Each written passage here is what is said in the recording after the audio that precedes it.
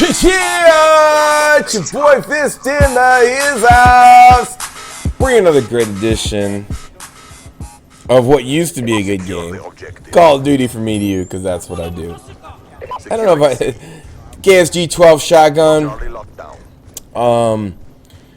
gameplay from back in the day. I mean, I don't play Call of Duty as much as I used to or want to. I wouldn't say, yeah, basically want to.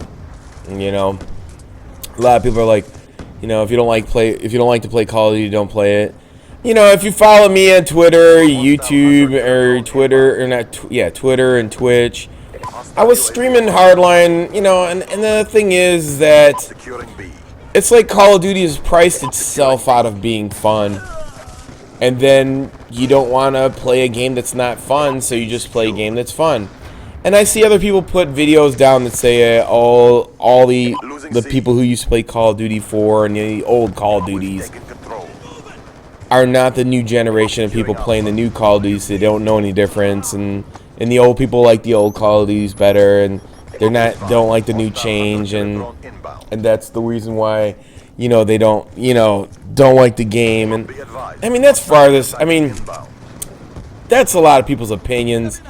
I think it's far from the truth that it's more or less the old generation and the new generation can play the game, and there's nothing wrong with that.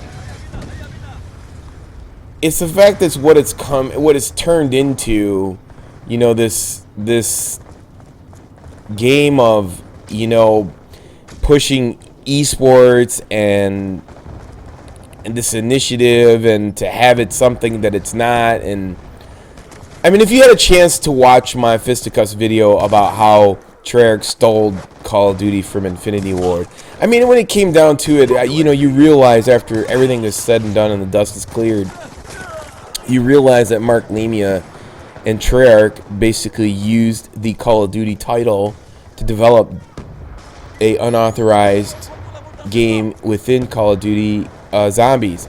And at the end of the day, like I said, there's nothing that in the other video, like I said, there's nothing wrong with Zombies. It just wasn't the right place at the right time to use the Call of Duty fame to promote Zombies, because there was tons of zombie games on the market.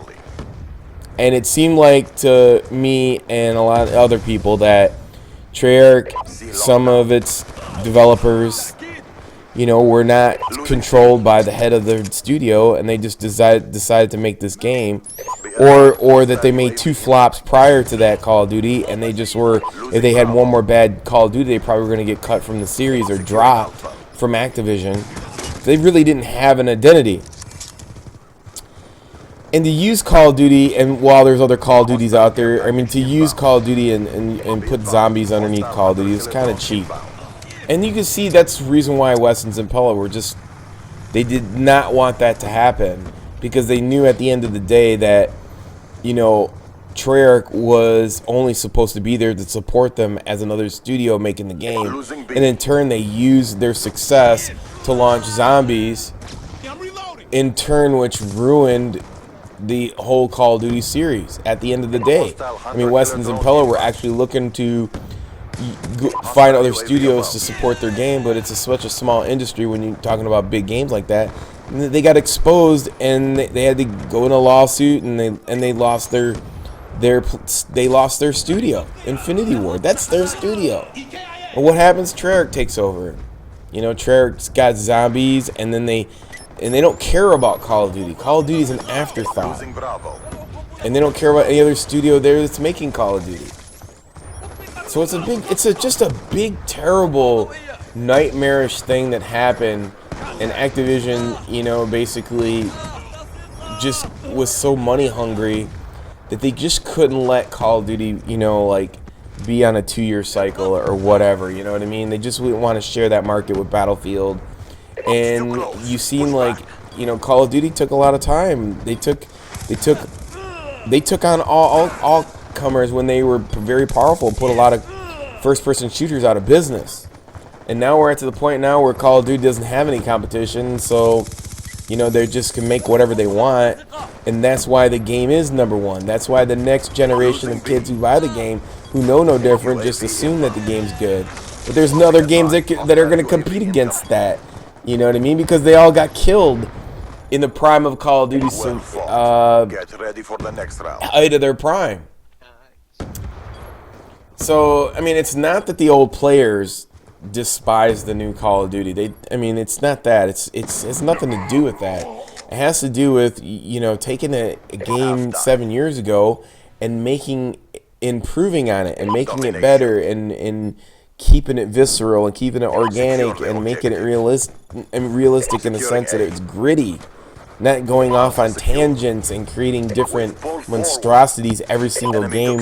It's like starting at chapter 3 and then a new Call of Duty comes out and you wind up on chapter 21 of a chapter 57 book. I mean, you're jumping all over the place. There's no continuation, you know, of the game. There never has been. I mean, it's ridiculous as to how it's jumping around. And there's nobody to blame but the fact that Activision's head studio people ruined that whole genre by letting zombies being created underneath and within Call of Duty. That should have never happened. Treyarch should have been forced to concentrate on Call of Duty and making that a fun game. In effect, by Securing Charlie. substantiating their own foundation, they deliberately made Zombies a mindless game, and they turn around and made the next Call of Duty, Black Ops 2, all the other Call of Duties that they made very hard games. Enemy took A. You know, they purposely did that so that you would switch over to Zombies, and then, you know, and that way they ensured their stability. They ensured that they weren't going to go anywhere. I mean, it's almost like you become a cancer within the franchise. Zombies is so cancerous within the franchise, you can't remove it. The only thing you do is bring out another studio like Sledgehammer and hope they use Call of Duty's name to create their own game within the Call of Duty genre, and it puts Treyarch out of business so that Activision can get rid of them. They're just caught. Activision painted themselves into the corner, and Treyarch knew that. It's just a shameful ending. I mean, to such a great game. And the reason why it's number one every time, like I said, there's nothing competing against it. It's not that the new generation loves this game. It's just the only game that makes sense at the time. But if you look at the numbers over every single Call of Duty, it's continuously went down. I mean, come on. Advanced Warfare is down from Ghost.